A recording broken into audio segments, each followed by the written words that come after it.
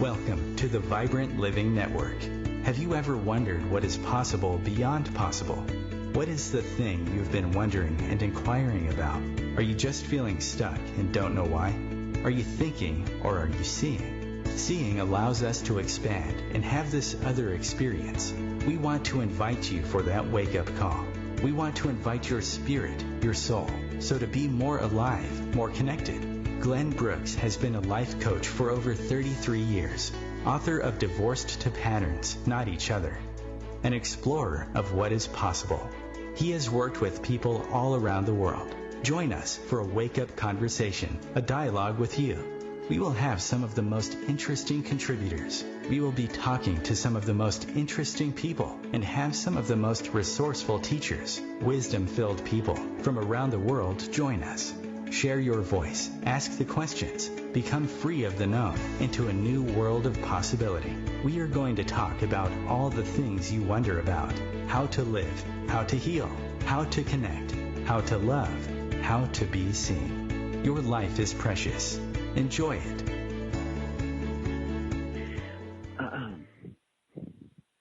Hello, I'm Glenn Brooks. It's good being with you today here on the Vibrant Living Network. Awakened imagination is going to be our point of exploration. Awakened imagination allows us to see beyond or listen beyond the world as we've been schooled in. So I guess the question is that the world of awakened imaginations allow you to access a different quality of intelligence, a different response. And it was so when I was born, clearly I had experience. I guess I didn't really quite understand what was happening. I really was challenged, but challenged in a way that made me experience awakened imagination, which is one of the things I work with groups of people on. And it's a way of life. So awakened imagination is when your imagination wakes up. So you're really building your life from the inside out rather than the outside in, right? So you could give things meaning, and it gives you a much more flexible intelligence, right? There's another flexibility of intelligence where you could listen to your pancreas, where you could kind of move in a way that moves you to truly what's inspiring. That's different than the known. My Vibrant Living panel today, who I love and cherish, Dr. Gail Randall, whose forthcoming book is on soul doctoring, how to heal yourself and the planet. I think I've known Gail now 182 lifetimes to be linear, but in this current lifetime, it's been a blast. We've been doing ceremony and connecting, and she is the new breed of physician. So the new breed of physicians that listens to you and discovers your fingerprint and your anthropology, which is essential to not just removing symptoms, but really discovering your awakened imagination, so you can move in a way that frees you from the bounds of illness. Right. So welcome, Gail. Thank you. I love that. I love it so much. We got a new team member today. She's been a timeless team member for a long time, and she was on last week, and I didn't welcome her the way I'm going to today. She's among other things, she's beyond description, but she's a Cancer. So she lives in the world of music and wonder. She helps people access the music of life without lyrics. So one of the big things in Vibrant Living is going beyond the formula, going beyond the script. And when Linda said to me, the lyrics, I was like, wow, I just love that, because we get distracted by the content and we miss the context. So the content is like the clouds, and the wonder of life lives in the sky. I want to deeply welcome Linda. She's going to be singing to you today. Linda Hope. Yeah. What a beautiful introduction. Thank you. You're very welcome. Welcome, Linda. You're welcome. Thank you. Thank you. Such a blessing to be with you. Now, Sherry, are you there right now? Sherry Marquez? Sherry Marquez, this is your moment now, right now. Sherry Marquez is the dog mystic. Thank you, Chris. Okay, so we're missing Lisa, Chris, or is Lisa there? I'm here, Glenn. Lisa? Oh, yeah, okay, I'm here. cool. Cool. Okay. Yeah, All right. I was just actually going to check to see if Sherry was going to join us. Glenn, I think your headset's making some extra noise again. All right, let me check. I can adjust that a little bit. Let me see if I can. That way we can hear you without any interference. Thank you. I want to introduce Lisa LaRose, and for our Jewish members of the audience, Lisa LaRosenberg. Thank you. A new name I gave her. Yeah. Lisa, I've been. Thank you, Lisa, for letting me have a developing humor intelligence with you regularly. Yeah, I see what you mean about all that feedback. You know what I'm going to do, Lisa? I'm going to actually go on another line and see if I could clear this, and maybe Chris could help me too. And I'm gonna. But I want to say that Lisa's my producer. She's been a close family member, and we've discovered and explored a lot. And she's incredibly curious, and we call her the woman of wonder. So she lives from that quality of wonder. So I think that's one of the highest things, one of the most wonderful things. So deeply welcome to you, Lisa. And I see what you're saying. I'm going to call and see if I can clear this line, and we'll get into awakened imagination. And I will come back in a minute. And in that minute, Lisa, you could steer the one. You could just be the participant that starts the conversation. I'll be right back. Thank you. Yeah, thank you. He's passing the crown over. And welcome to, I believe, Stacy, are you on the line? Stacy's here. Hi, Lisa. Oh, that's wonderful. Well, welcome. I know, Glenn gave a nice welcome to Linda, but you are also a new team member, and we're starting to learn all the nuances of the gifts that you bring forward. And, so welcome. And I would love to hear a comment from the panel, because Glenn gifted us with such an open-ended topic this morning of awakened imagination and the things that we do to really bring that forth into our life. And I know, Stacy, that, from a little bit about your background, but have you had much play with awakened imagination, or what would that mean to you?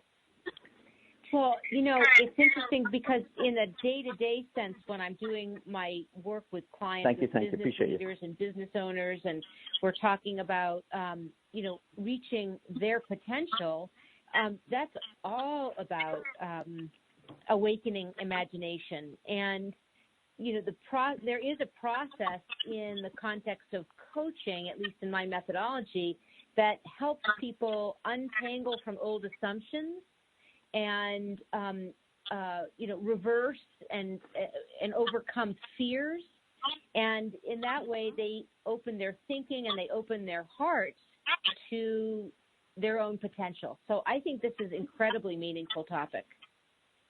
Oh, how beautiful. Exciting! And Beautiful. So Lisa, Chris just gave me the feedback. It's actually not my headset, but Chris said it would help if you guys muted yourselves in between speaking. Okay. And then next week, thank you, Stacy, very much. I loved our conversation this morning. What a way to wake up. It was great. I really experienced another level of flexibility. I experienced another ability of flexibility when I speak to you. And I also, I'm very moved about what you're unfolding into and your vulnerability into it. So I love that about you. I really love that what you're willing to allow to occur beyond your schooling, beyond who you were. Very beautiful thing. So if you guys could, I guess, mute. You're a wonderful conduit. Thank you. Thank you very. Thank you for being such an amplifier. We're gonna. So if you guys could mute, I guess next week we're gonna go on a different. We're going to go on a different way to do this, because it's I don't know why it is. It's one of the and I'm going to have Chris contact the FBI. We're going to get to the bottom of this. That was my attempt at humor, by the way. All right. So Linda's with us. So Linda, we're on mute. Thank you. Thank you. Really. Really. Thank you. It's kind of like trying to see a smile beneath somebody's mask. You're going to have to look. Yes. Look it in the eyes. You're going to have to feel it in the energy of the eyes. It's not really that bad. I think it's better if we're all on together so we can comment. Okay, then let's do it. Yes, I agree with you. Because we could feel the vibe. So, awaken imagination. So, and I want to go right to Linda because I want Linda to sing us into this morning.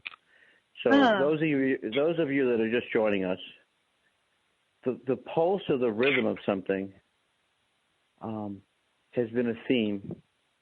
Even though my music teacher, Mr. Chen, no xenophobia here, he did pin me against the locker and gave me several warnings about how we're supposed to behave in music class. Unfortunately, he's not able to be here to comment. But there was certain music that impacted me. So when I talk about awakened imagination, it's really about feeling something real and owning it in your physicality and your intelligence in a way that you feel the being of it. You feel you feel it so deeply. And I've had many experiences, and this is what I had a wonderful conversation with Linda this morning about a fuller definition of being an exemplifier. It was so wonderful, Linda. When we went over that definition, so being an exemplifier is a way to be in the awakened imagination right now, not tomorrow, 2 minutes ago, of really what you want to live from, right? Live from now, and that's why goals get in the way. So one of the things I explore with people is how to claim something rather than have a goal about it. And when you claim something, it's from a state of being. It's not from a state of getting there. It's not from a state of achieving it. It's in this quality called isness. It's there.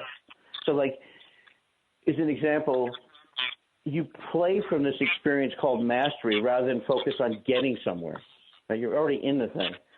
So since I'm so inspired about music and song, it allows us to access the other part of our mind. I thought, Linda, just like yesterday morning when you played me the singing bowls, it really changed my state. My state was pretty altered after that. So I thought you could sing us in and share something with us. Okay, beautiful. And then no, go ahead, Linda. Go ahead, please. So there is a term called a nigun, which is a Hasidic term. It's about music without words, and you're just feeling into the music, into the vibration, into the frequency of it, and allowing it as a singer of the vibration, as it resonates through the parts of your head and out into the frequency of the natural frequency of what is in the world. It's where we connect from that place of frequency. And so when you're beyond the lyrics and you can actually feel into the music, you're not really listening to it from what we call a keva place, which is a printed word on a page. We're listening to it from a place of kavanah, of intention, of God intention. So I'm going to chant something beyond the lyric because it has no lyrics, which enables us to really fully be present for it. And we feel into our heart space, and so it just brings up that sense of sacredness and space. So here it goes.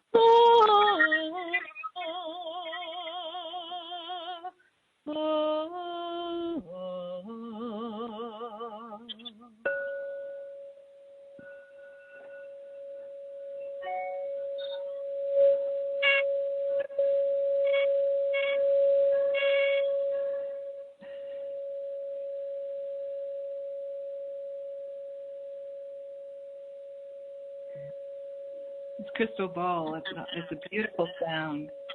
Mm. Mm. It's a C sharp. It's a very C sharp of total clarity.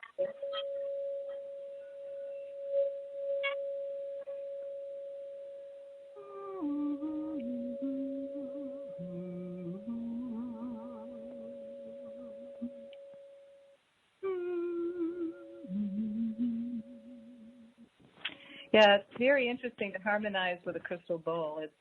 You probably can't even hear all of the overtones because of the technology really sometimes blocks those overtones, distorts it. I don't know what you're hearing, but what I hear is very alive, very penetrating. It ignites all my chakras. Beautiful. Yes. Very beautiful. Now I know why I like it so much. You explained it in the beginning. That it's listening from the soul and not, not from the head space. Why it always ignites me when I hear it. Thank you for that. Oh, you're welcome. Welcome. And what I love about Hebrew, the words, Hebrew words have power, and it has an energy, very sacred language. And so you use the Hebrew like Elohai Nishama Shenata Tabi Tehorahi.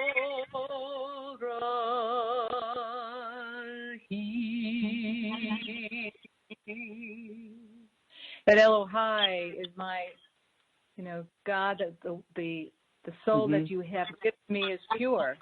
Those are the words. The soul that you have given me is pure. And you sense that purity, right? Beautiful. Yes. No.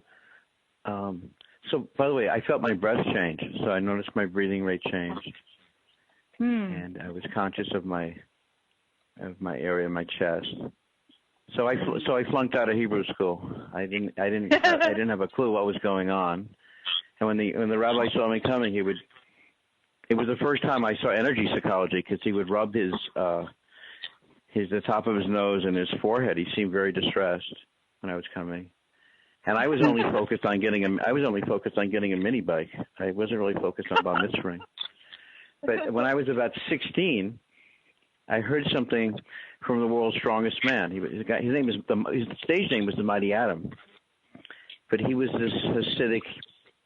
He was a strong man, but he talked about kind of the hidden sound or the silence of the tree of life. And I became really interested, because all of a sudden we moved from the linear world to the linear world where I wasn't making it. And that content, I thought it was so boring. I always thought Judaism seemed like, okay, Locks and Bagels on the weekends, affluent theater productions, and having a last name that sounded Jewish. I couldn't quite get it. But when I sort of, and this has to do a lot to do with the awakened imagination. So I'm going to give you, most recently, I was feeling it real. I'm filming this film, and the idea of really and how this came to we, as I like to say, is through what I call soul seeings. I started to see and feel imagery, and I started to practice dancing, and I never really practiced dancing consciously before. And I was in the supermarket, and this woman asked me if I was a dancer. And I felt so good she said this, because I felt like the awakened imagination. So anytime I held this vision in my heart of the film, I felt I was in touch with another level of intelligence. And when I was talking to Stacey this morning, I was talking about being in the invisible. So being in the invisible, you don't tell anybody that couldn't. It's sort of like, don't tell a living soul, but when you share it, have someone around you that could amplify that vision. I said, in other words, so there's another way to say this, which I like, which is, and this is from the book, I think it was called I think it was The Science Behind Miracles, and he says that it's where two people agree. That's the initiation of the miraculous. So when I wander out in the morning, there's something that happens where life sort of happens, and life happens beyond our thinking mind. And yet at the same time, I'm really interested in how people could bring this feeling, the awakened, basically bring the awakened imagination. So, for instance, if someone wants to present at Carnegie Hall, so that was how the thing. I started a program that I was going to bring to Carnegie Hall before the world kind of shook up, which is really about the road to Carnegie Hall, because we're all on the road. We're on the road to something that moves our being and takes us beyond the interpretations, scripts, and definitions other people have given us, or they don't even give us. They live out of it. And they live out of a paradigm of what I call terminal normality. So when I talk to Stacy about the wonder of the psychology that she's bringing, it's so different than when I didn't get it, and I'm having so much fun exploring with Stacy this other world of how to bring out these attributes beyond the conditioning, beyond the script. That was an and I wanted to. So I guess we still don't have Sherry. Sherry, you're not there, right? No. Okay. I was going to talk today about awakened imagination and the animal world, dogs, horses. Because what I notice is that sometimes people allow their awakened imagination to happen with animals, and they kind of give themselves the energy or the quality of the animal to play, right? So feeling it real. So feeling it real is when you see it in your imagery, you exhale 3 times, and you allow yourself to feel it. So you're in life with the feeling real. And I sort of began to do that. Like I would see myself being someplace where it was all sold out, and this is how my teacher sort of taught me. It's all sold out. Like there's no tickets to be had anywhere. And he would teach me, just go to that event and walk in. And I would do that in my imagination. And I never failed me. I'd go to the place, it's all sold out. The door would crack. I'd have a conversation with the security guard, and I'm in the theater. So the idea is to play with this so you can feel in your body the sense of confidence and flow and wonder. And the moment that presents itself right now is a moment where there's a polarization, or there's a feeling of this impending emergency state. So the emergency state is what ages us and kind of degenerates our other state, which is sort of this state of constant regeneration. Right? So Gail's new book, Dr. Gail Randall's new book, is it's on soul doctoring, which is on healing yourself on the planet, which is a beautiful marriage. It's a beautiful marriage when we're awake to the relationship we have with the planet. And who better to write it than the soul doctor? And I want to say another blessing about Gail is that one of the most significant mentors in my life for many years was Dr. Valerie Hunt. And so I feel so glad from this. You ever meet people and you have a sense immediately they're part of the tree of life, that on your tree, you could be yourself, right? You're at home. So I had that in the first 10 seconds with Gail. And then she sent me a text and she said, I want to be your healer. Yes. She said, don't think about it. Just say yes. I called her. I said, yes, Gail. That's a good yes. So, Linda, first of all, I'm really enjoying the comments of other people. So let's open up. Who else wants to share something about listening to Linda's song and going beyond the lyrics? I love that exploration. Now, Stacy is an example, or anybody else. I declared fully that I failed out of Hebrew school, but I'm happy that I did. Is there anything – so in your lives, this idea of going beyond the lyrics, I related to it so deeply because a lot of times I would go someplace, and the way it was taught, I felt left out. I felt ignorant. I missed something. So the relevant thing is – right? Go ahead. Sorry. That's a please. Yeah. Well, so just like prayer, when we pray and we look at the words, it becomes rote. It doesn't have any meaning behind it. We just read it off the page. But then there's that feeling of devotional prayer. It's the same thing with music. But we also have to understand there's something deeper than that. Even with music, there is a vibration frequency. And a lot of people don't realize that the frequency of the music, most music is at the frequency of a 440 hertz frequency. Mm-hmm. It's not 432. 432 is aligned with the planet. And that was back in Egyptian times, where the 432 is really that was the pitch, that was the frequency of the world. And it's interesting how when you trace even the Tibetan bowls, when you hear the Tibetan bowls, it's 432 hertz. It has a mathematical consistency with the vibration of the natural universe. And yet we don't realize that we are mostly hearing music from a 440 hertz kind of frequency that is actually very out of tune it's also the detrimental really to our overall health, if we really want to go that far to say.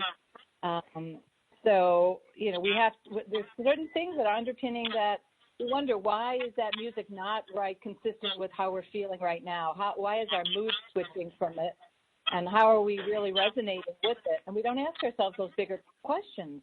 But then the Beatles and Beethoven are in the 432 hertz frequency. And maybe that's why I feel so good about listening to the Beatles and listening to Beethoven. It's the unspoken vibrancy of the music that goes through your sense of being that wakens you up, and you say, wow, I really feel one with this music. And that's why I love the Indian flute, natural flute, because it also has that. In fact, I tuned into this person this morning who said that the Indian flute manufacturers have it pitched at a 440 pitch, and he said, now we're going to show you how to play it at a 432 hertz level, which I thought was fascinating. So he measured breath, how much breath is going through the flute now, and if you put a half of your breath through the flute, you change the frequency. So I played around with it. You want to hear how I played around with it with my flute? Yes, sure.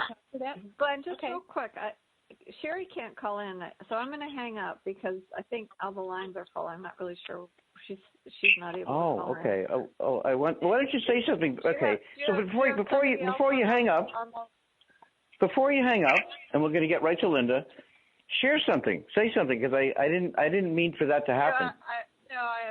I'm sorry. You know what? I'm actually just going to let Sherry come in because I'm getting distracted by her text messages, and I apologize. All right, all right. That's all right. I love you. I'll call you later. Thank you, Lisa. Thank you. All right, bye-bye. All right. The flute sounds. Go ahead, Linda. Yeah. So you're gonna play. You want to? There's nothing more attractive than the Native American flute to me. It's so calming and beautiful, and you can vary frequency. Just like you could, when I studied with Valerie Hunt, one of the things we studied was frequency. And, the Earth's frequency is speeding up. So I think any place between 332 or 340 is raising the frequency of the person, and it is healing, and I think it's even been shown, particularly with flutes and horns, they're very healing, and I want to hear yours. Thank you. I'm going to take a break. I want to acknowledge, when we continue, Catherine, and I want to acknowledge an experience that I had with Gail that I think you guys, I want to share it. I haven't shared this story before, but I don't think I even shared it with Gail. So, private storytelling, we continue, and then we'll hear more sound. Yeah, Linda, you can play us out. Yes. The Real Conscious Connection. OMTimes Radio. IOM FM. Host your show on IOM FM, the radio network of OMTimes Media, one of the more recognized brand names in the conscious community, and is backed by the extensive marketing reach of OMTimes. Hosting a show on IOM FM immediately connects you with our extensive dedicated community. I'm Kathy Williams, host of Sexy Mom Abundant Life radio show on Thursdays at 5 p.m. Eastern, 2 p.m. Pacific. On the show, we explore living abundantly in every area of your life. Ways to let go of limiting patterns and beliefs and to step into the flow of creativity and possibility, knowing you are supported by the universe. A social distancing tip. Putting distance between yourself and others is critical to slowing the spread of coronavirus. So here are ways to stay in contact without the physical contact part. Call, send a text, set up a video conference, post on social media, dedicate a song on the radio. If you have symptoms of fever, dry cough, and shortness of breath, call your healthcare provider before going to their office. For more info, visit coronavirus.gov. Let's all do our part, because we're all #alone together. Brought to you by the Ad Council.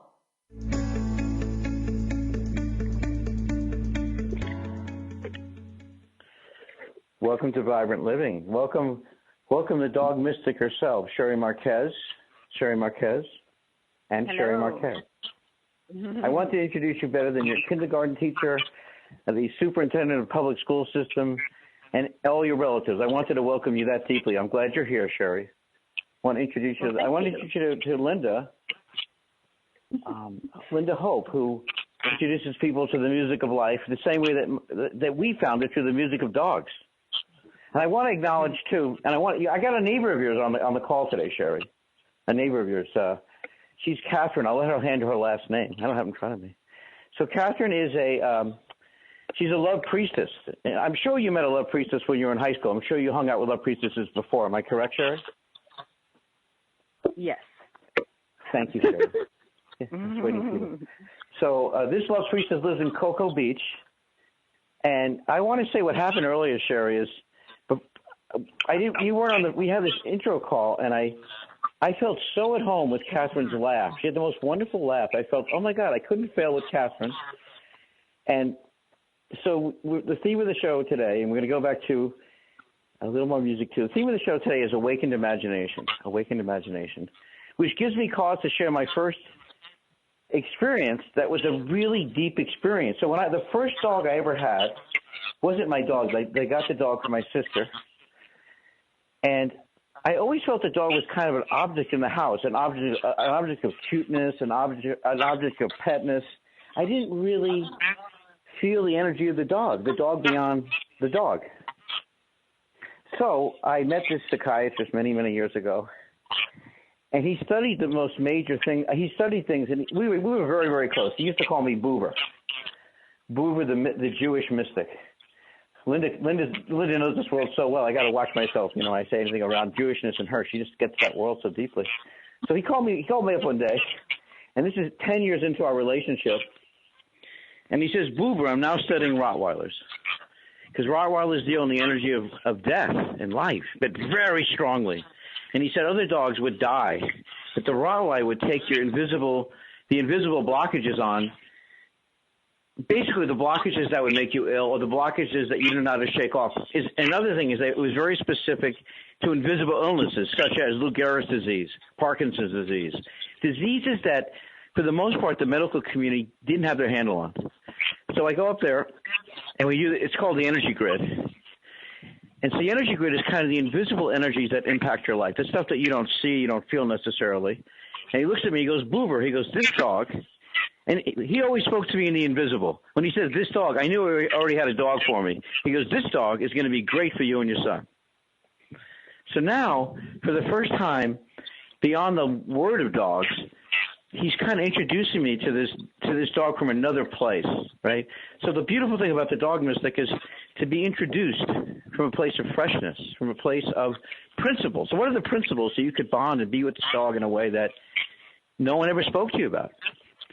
So when I first met the dog, Ben was very powerful, but what was equal to the powerful was this yielding quality. And then I met Sherry, and Sherry is the dog mystic. And because I wanted to bring this to people. I wanted to bring this to our event at Carnegie Hall. I had a vision of this. So I want to say that beyond the lyrics, beyond the formula, beyond the script, there's another life. There's a bigger life. So we get distracted by the menu, and we get distracted by the menu, and then we don't eat the meal, right? We get distracted by the menu and the experience. So I want to introduce Catherine. Catherine, say your last name, because I don't have it in front of me, and I want to, even though we talked at length, and you have the best acceptance laugh, I just thank you for that. Thank you for your laugh. I just love it.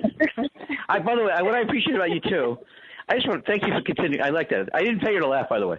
I want to thank you because I just totally shot for my being, and I talked about it. I said Catherine's website is a new website called IHateWearingThisEffingMask.com, and she was just right on board with me. She was like, "Well, I'm going to play with you, Glenn. Where you go? I'm going to." So thank you for playing. You are the love mystic. You're the love. Sorry, you're not the love mystic. You're the love priestess that deals with sensuality and spirituality. You're fairly a close neighbor of Sherry. So, Sherry, what's your first question? Your first question for Catherine, who teaches women and men the priestess art of how to enter spirituality and sexuality in a way that's blissful, awakening, and deeply joining. And she's in the tradition, apparently. She's also a relative of Mary Magdalene, which is unusual, and apparently so is Dr. Gail Randall. So that's an honor, having one of Mary Magdalene's close buds on the show today. What's your first question, Sherry? What do you want to ask Catherine? By the way, what do you think? Don't you like her to laugh as much as I do? Yes, absolutely. Yeah. So what's the question? The dog missed it to the love priestess. This is going to be a good one. I'm not putting any pressure on you. Yeah, right. You'll forgive me. You'll forgive me. But I actually have a story about animals, and you mentioned the Rottweiler. And my husband died, but when he was alive, he had a psychic reading, and he had a Rottweiler as a pet. And the Rottweiler died, but he came through in the psychic reading. So wow, I thought that was interesting because that's like, oh my gosh, with synchronicity. And then I also have another animal that came through in a psychic reading. It was a horse. And before the psychic reading, I had no idea about this story. I just knew I was scared of horses. And this horse came in the psychic reading and apologized to me. And he says, but I was just a baby too.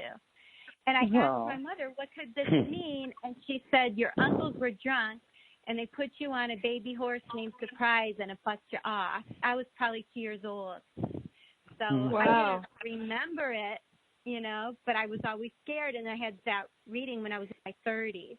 And I didn't find out I was in my 30s. Yes.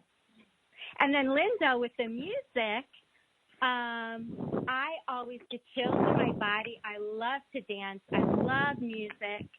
And I feel the energetic chills throughout my body. And I do use music for inspiration for everything. Yes. Thank you. You're welcome. Music I just get excited about it. It is. It's invigorating. So many healthy benefits from it. So many on so many levels.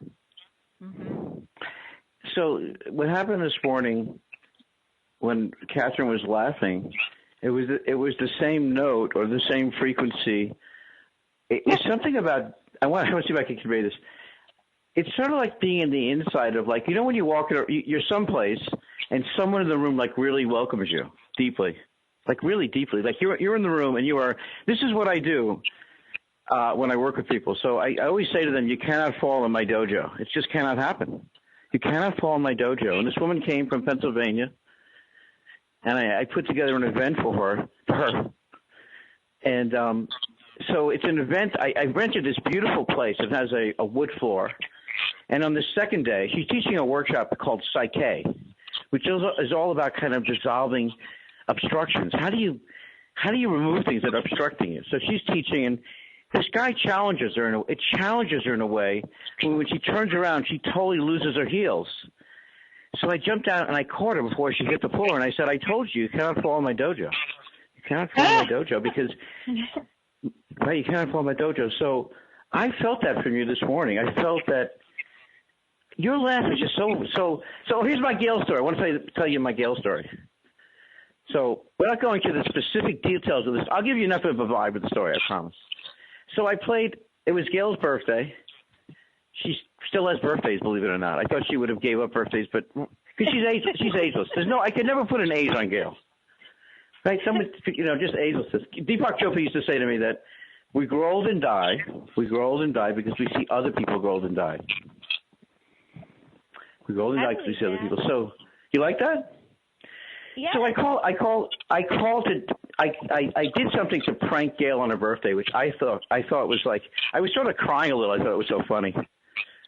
But of course, it wasn't funny to the person that received it. So I kind of felt a little not good. Oh, yeah, exactly. So I called Gail later. It was the funniest thing. And I could feel it. Now, I want you guys to tune in. Talking about frequency and language, right? Before she spoke to me, I felt I was so in the there's nothing I couldn't have done anything wrong.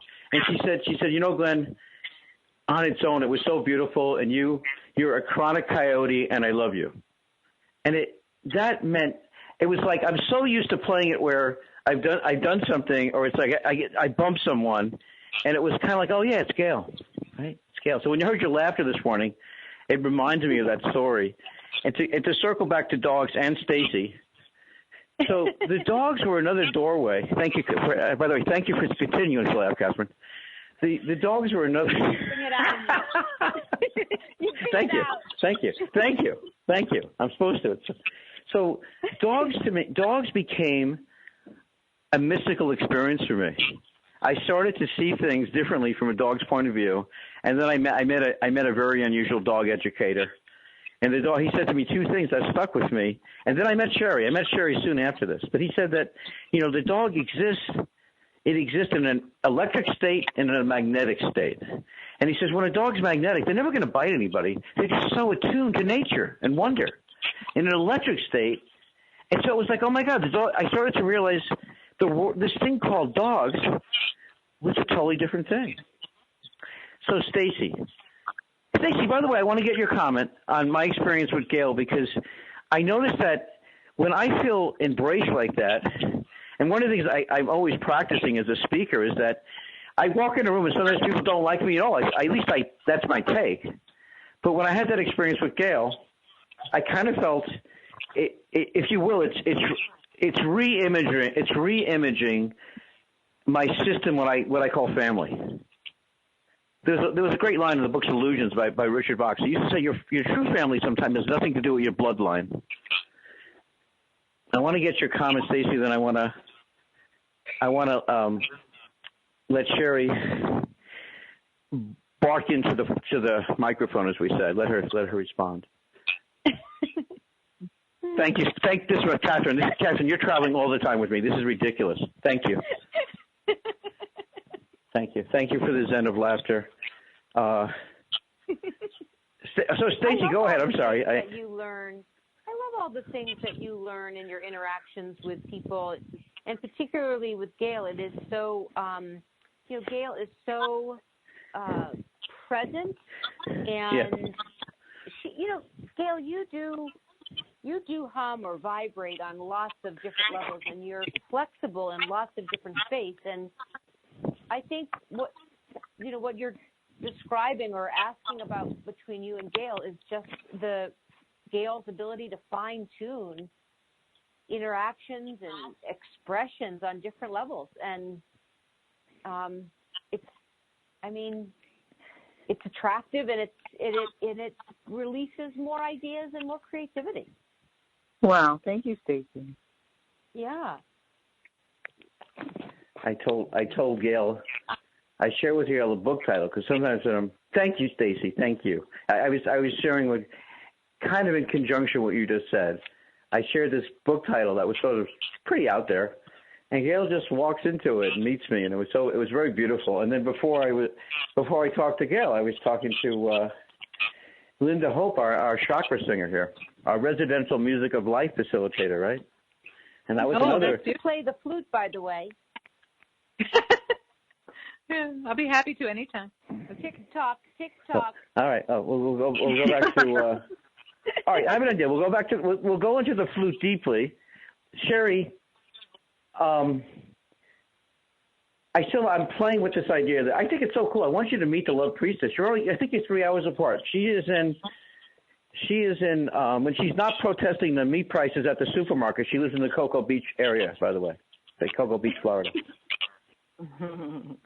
Yeah. I am in Hollywood, Florida, so. Yeah. Yes. You guys got to meet. It's about 3 hours. You need to meet. Yeah. It's not like it's a short trip, though, Glenn. Listen, the dog mystic is not limited by territory or linear coordinates. She just, you understand who she is. She's not about that. She is about the frequency of dogs and people and wonder. So it's not regular. So I think you guys should meet. I think you should meet and refer to each other. I think that'd be great.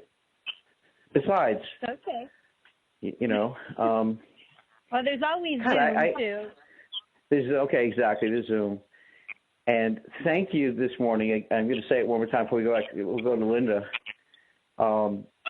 Thank you for your laugh qigong. It's very, very delicious. So thank you for that. Thank you for the laugh qigong. I would love to hear more of Catherine's feelings on love, being a love priestess. I would love to hear more about that myself. Catherine, since Linda's self wants to hear more, let's hear more. We all want to hear more, Glenn. Thank you, Gail. Gail is like, God dang, she's a general of cosmic support. Go ahead, Catherine. Let's hear more about what does it mean. Let her talk. Thank you, Gail. I'm sending you a text right now. Thank you. That wasn't me. Okay, so since the topic She's such a big sister. Imagination, I'll try to stay with that topic. So as a priestess, I use my intuition and imagination, and I serve and inspire through my writing and the sacred and mystical arts. And then I just let people be drawn to me. At the moment, I don't even have a website. People usually will private message me or just start talking to me at the eye doctor's office or the grocery store, wherever I am. And they find out, I could use help in this. And it could be all kinds of different things. And then I use astrology or numerology or the tarot cards, or I just listen and use my common female sense of to help people.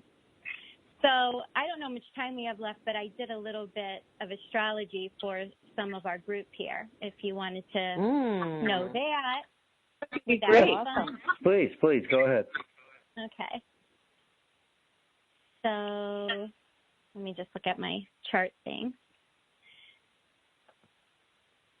So what I noticed about, we'll start with our host, Glenn. What I noticed about Glenn is he has his ascendant in Sagittarius, his Saturn in Sagittarius, and is midheaven in Virgo. So Sagittarius is the sign of higher learning, spirituality, getting everybody together and involving them. They also communicate a lot. They like to be knowledgeable and on top of everything.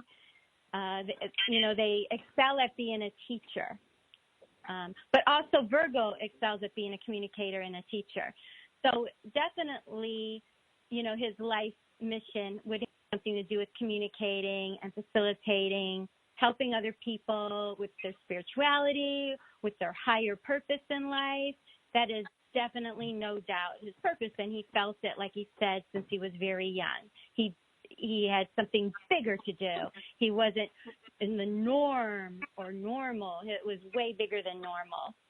And I've seen that theme in several of our other charts. There was Sagittarius with more of us than Glenn. Like I have a Sagittarius moon. Let me look real quick. I believe, I think Madeline or Dr. Randall had Sagittarius somewhere important too. I just can't find it off the top of my notes right now. But that has to do with the higher learning knowledge. And a lot of times there's travel. It means travel, a lot of travel. Okay, and another thing that stood out, not only in Glenn's chart, but also with Sherry's chart. If you know about astrology, the South Node is all the energy we came into this from many past lifetimes. It's what we know. It's what we're comfortable with. North Node is where our soul is going in this lifetime. So what I noticed, Glenn and Sherry's chart has their South Node in Taurus and their North Node in Scorpio. And I have my North Node in Taurus and my South Node in Scorpio. So everything they need to learn in this lifetime, I've already spent many lifetimes learning. And everything I need to learn in this lifetime, they've already spent lifetimes learning. So I thought that was, whoa, that's pretty important. Yeah. Nice. That's great. And then I'm a Taurus. Yes, and you're a Taurus. Exactly. That's, see, it all weaves in together. I had a lot of people to try to like keep track of everything. And another thing, that Taurus is an earth sign. It's a grounded sign. It's a sensual sign. Glenn's a Capricorn, which is also an earth sign and a grounded, a sensual sign. And I'm a Virgo, which is the same thing, an earth sign, very sensual. I can't say I'm grounded because I have so much water in my chart. It's hard for me to stay on course. I'm where the waves take me all the time. So I want to touch on more. Okay. Oh, another thing with Dr. Randall. Dr. Randall and I both have our moons in the 6th house of health and service. So we are meant to serve people, and we're both like interested in health. Like I take all these supplements and everything, and she's a doctor. And then Dr. Randall, like I said earlier, her moon is in Cancer, and she felt an affinity with Linda and the music and the emotion, and Linda is Cancer sun sign. And that's also very intuitive sign, of course, ruled by the moon. So her moon sign is actually a sign that's ruled by the moon. And I'm tied in with these ladies because my ascendant is in Cancer. So also my Jupiter is in Cancer and my Mars is in Cancer. So I'm very empathic, intuitive. And wow. Very water. Yes. Nice. And then luck. I'll pull in luck. For Sherry and Dr. Randall, their luck is Jupiter and Taurus. They both have their Jupiter and Taurus. So they're most likely to attract their luck when they're charitable and generous. Where me, my Jupiter is in Cancer, my luck comes from helping and supporting others. But because their luck is helping and supporting others too. That's another part of being charitable and generous. Just Taurus usually has more money. That they're usually the more financially stable sign of all the signs. So it usually my daughter's a Taurus. How is she? Is she very grounded? And she really is. She's an actress, and she just did a tremendous national TV pilot. It's called I Love Leisha. I Love Leisha. She's amazing. She's someone that could come to got a new house and create this most beautiful room within a few hours. It might take me months. So she rolls things out. She's a master of production, and acting. But Taurus is ruled by Venus, so they would be, very talented. I remember Dr. Randall told me that she made a beautiful room. She was telling me that the other day when we were on the phone.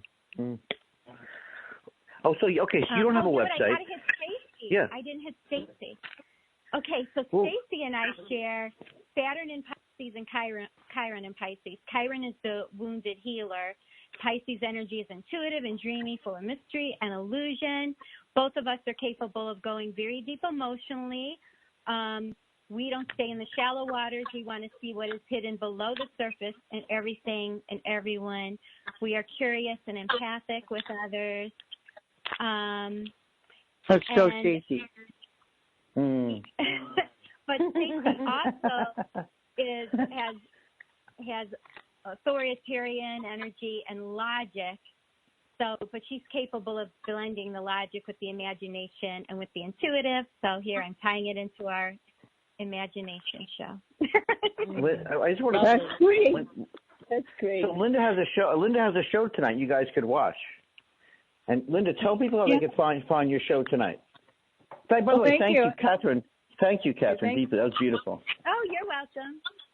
It was great. Thank you. Yeah, we're on Zoom. It's called Being One with Linda Hope and Gary Goldman.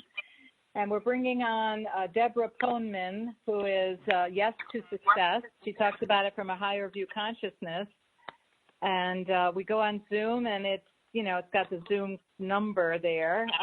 It's a long number, so I don't know how. You want to give people is it on your website that's simple and people can just look it up? Well, it's on my Facebook page. They can go to my Facebook, but my last name is Drescher on my Facebook page. Linda, Lynda, Drescher, Dresher. That's my Facebook page, and you can friend me, and it has all the info on there. So yeah, that'd be wonderful. All right, okay, and I know upcoming, I'll be on next week.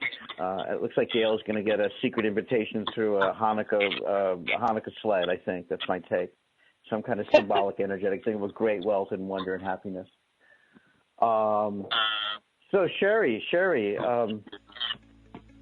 say something. Go ahead. What's the last thing you want to share as a dog mystic? Well, Catherine, thank you so much for those messages, and you're welcome. And just hug your dog. Hug your dogs and your animals, and enjoy the moment. Enjoy the moment. Thank you all. Thank you all. Thank you all. We'll have Linda on again next week for more music. More music with Linda next week as well. Okay. Be like precious. Enjoy it. I'm Glenn Brooks. Love you guys. Thank you. Thank you deeply. Love you too.